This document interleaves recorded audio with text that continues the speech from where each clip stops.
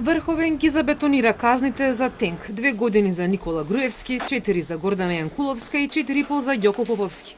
Пресудата за набавката на блиндираниот Мерцедес од 600.000 евра, поради која Груевски избега во Будимпешта, стана и конечна, но екс-премиерот нема да добие упатен акт во унгарската престолнина, каде засега ги ужива предностите на азилот. Екс-помошникот во МВР Поповски веќе е во затвор. Конечната одлука на Врховен единствено Јанкуловска ќе ја прими на слобода, но ќе добие и упатен акт за во затвор. Првите 2 покани ги избегна. Првиот пат доби одлагање од кривичен за неколку месеци поради бебето кое тогаш немаше наполнето 1 година. Вториот термин беше за 1 јули 2019, но Врховен прифати таа да не оди во затвор додека не донесе одлука на Високиот суд. За сега нема најава од одбраната дали повторно ќе бараат одлагање и по кој основ би го сториле тоа.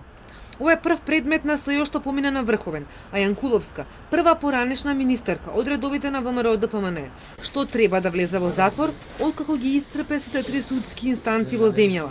Но таа се жали и во Судот за човекови права во Страсбур, каде се повикува на помилувањата дадени од екс-претседателот Ѓорѓе Иванов.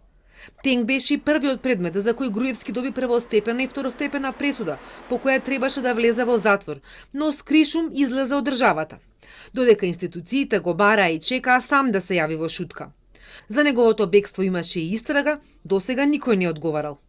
Јанкуловска одговараше за злоупотреба на службената положба. Под влијание на Груевски го поттикнала Поповски да направи тендер со кој ќе фаворизира купување на луксузен Мерцедес. Груевски беше обвинет за поблаго кривично дело, примање награда за противзаконито влијание.